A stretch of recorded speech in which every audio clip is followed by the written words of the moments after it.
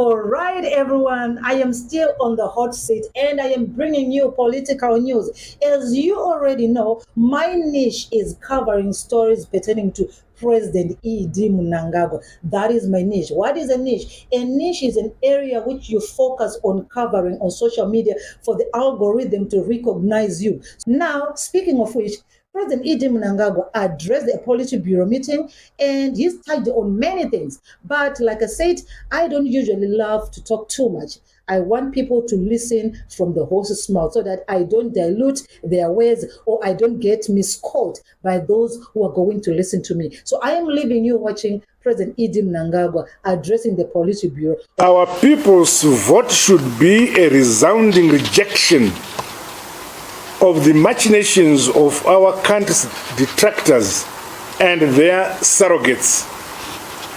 As the Politburo, it is our responsibility to lead from the front and ensure widespread mobilization across our party membership towards protecting and defending our freedom, independence, sovereignty, and territorial integrity. We must be unreservedly united and unflinchingly loyal to our party. During this session, the Politburo will receive reports on the recently concluded National Ideology and Mobilization Workshop, as well as the state of the party's preparedness with regards the Election People's Manifesto, among other election-related matters. Comrades, the party and the nation as a whole continue to endure the loss of veterans of the liberation struggle. We interred Comrade Abraham Kabasa at the National Heroes Acre on 29 April 2023. I wish to invite the Politburo to observe a minute of silence in his honor and those comrades who we lost during the intervening period, some of whom were buried in provincial and district heroes.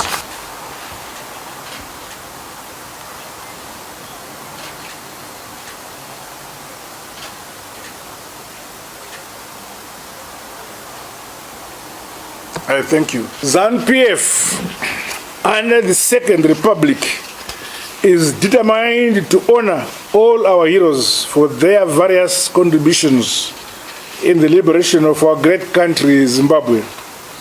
It is against this background that we resolve to confer national hero status to the late founding father of ZANU, Comrade Ndavaning Stole. I commend the leadership and the people of Chipinge who attended the official ceremony on Saturday, 10th June 2023 in Mount Cylinder, Chipinge. I further express my profound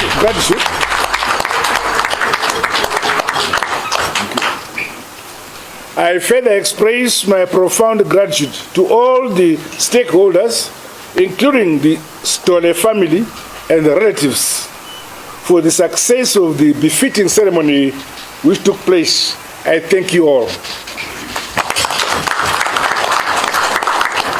Comrades, as we convene today and focus on the elections, the usual machinations and the heinous acts of our country's detractors to reverse our development agenda are glaring. This is evidenced by their antics and symmetrical tactics, which include the attack on our currency and the wanton increase in prices of basic commodities. Asivakanyangira yakabona. They will never succeed and the perpetrators are being brought to book. Just upon my announcement, the proclamation of the general elections, 2 days later, we were under attack. Our party structures and communities must remain resolute, vigilant, and assured that ZANU-PF will never abandon the people of Zimbabwe. ZANU-PF is a party from the people, by the people, and for the people.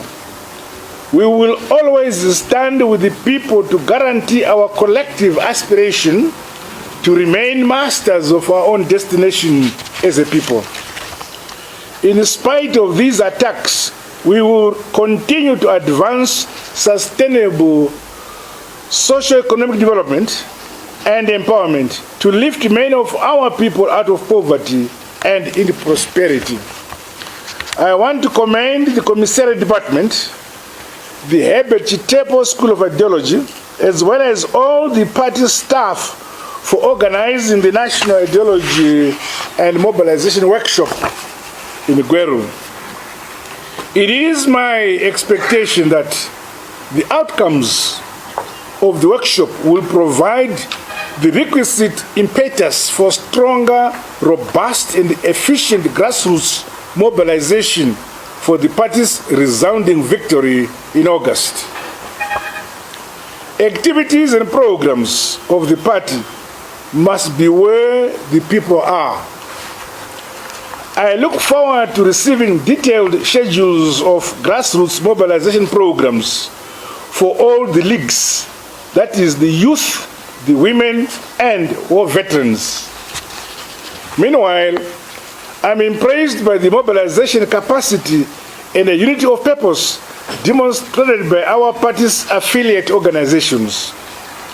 I particularly commend the Young Women for Economic Development, Commissariat Department, and Masvingo Province for successfully organizing the historic rally for first-time voters in Masvingo this last weekend.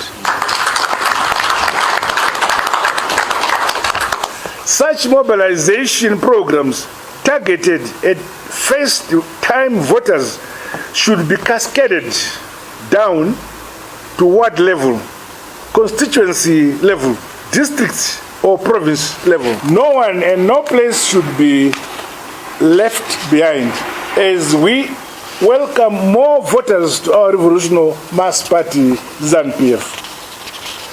Riding on these mobilization strategies, including the successful rally by the Wapostori Nemazion for economic development, all leagues of the party must sustain this momentum with focus at the ward level, polling center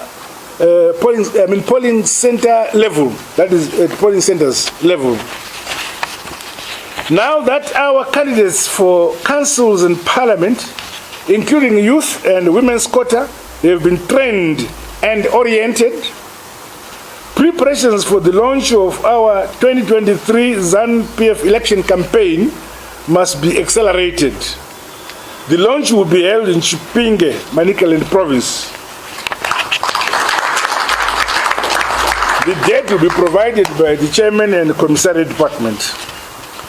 I challenge the Politburo to continue providing strategic guidance and leadership to our party structures with regards to sharpening our mobilization towards the 23rd August voting day. Multiple voices communicating one coordinated message must speak to the constituencies, wards and villages with regards what the party has delivered. In addition, our focus must include voter education with focus on the characteristics and the features of the ballot paper itself. I commend the party for rolling out programs to train polling agents. Dear comrades, the ZANU-PF election victory and that of the people of Zimbabwe is imminent and is certain.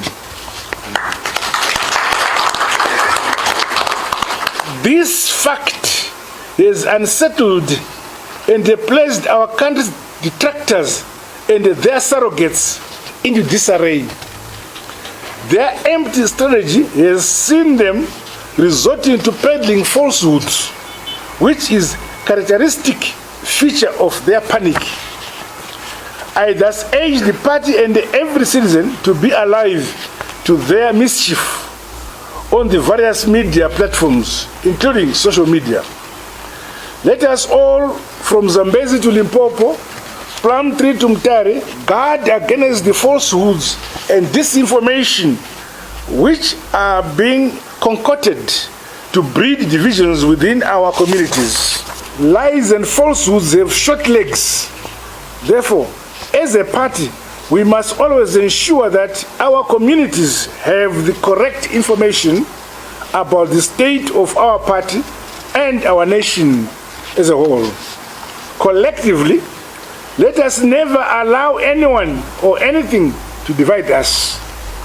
Political parties, individuals, rogue institutions and organizations who enjoy this suffering of the people of Zimbabwe have no place in our country's body politic.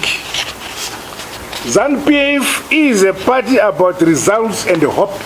We are delivering on our promises as set out in our manifesto and national development strategy. Our ongoing development, modernization and industrialization agenda will continue to be anchored on our utilization of domestic resources. We are food secure and our strategic reserves have sufficient grain to feed the nation. I read in the papers that we are food insecure. That is absolute false. We have food surplus in this country. This is a result of our responsive measures to increase production and productivity, incomes as well as livelihoods of our communities. We take pride in the interventions we are making in the agricultural sector. These include the climate-proofed Fumvudza in Twasa, which guarantees food security at the household level. Our programs, our winter wheat production, already we have now more hectares under wheat than last year. And yet, with last year's winter wheat hectarage, we had surplus. So we are going to have more surplus this year than last year. Dam construction and the attendant development of irrigation schemes. I'm pleased that on Thursday this week, I will be commissioning Chivu Dam, which